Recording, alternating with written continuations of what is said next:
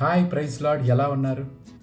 అపోస్తల కార్యాలు 3వ అధ్యాయంలో పుట్టుకది మొదలుకొని ఒక కృంటివాడు మనకి కనబడతాడు. ఆయన దేవాలయం దగ్గర కూర్చొని భిక్షం అడుగుతాడు.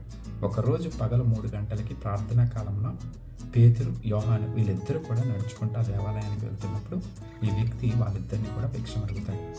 వెంటనే వాళ్ళిద్దరూ ఆయన వైపు తేరి చూసి, ఇగో మా తట్టు చూడు అని చెప్పినప్పుడు ఈ భిక్షగాడు వాళ్ళ దగ్గర ఏదైనా దొరుకుతుందని ఎంతో ఆసక్తితో కనిపెట్టుకొని వారి యందు లక్ష్యం ఉంచాడు.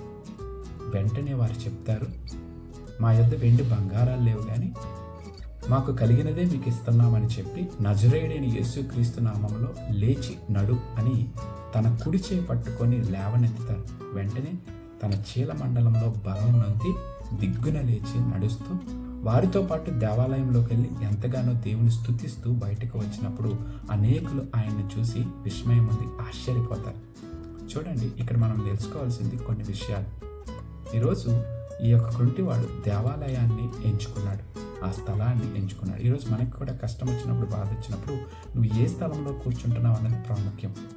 నువ్వు దేవుని యొక్క సన్నిధిలో కూర్చోగలుగుతున్నావా? రెండోది, పేతురు, యోహాను చెప్పినప్పుడు వెంటనే వారి యందు కనిపెట్టే లక్షణం కలిగి ఉన్నాడు, లక్ష్యం ఉంచాడు. ఈరోజు మనము కూడా దేవుని సన్నిధిలో దేవుడు అనుగ్రహించేంతవరకు నువ్వు దేవుని సన్నిధిలో కనిపెడుతున్నావా? దేవుని యొక్క వాక్యం మీద లక్ష్యం ఉంచుతున్నావా?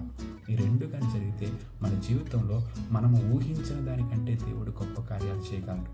ఎఫెసీయులకు రాసిన పత్రిక 3వ అధ్యాయం అంటాడు, మీరు అడుగు వాటన్నిటికంటే, ఊహించు వాటన్నిటికంటేను అత్యధికముగా దయచేయు శక్తి కలిగిన దేవుడు మనకున్నాడు.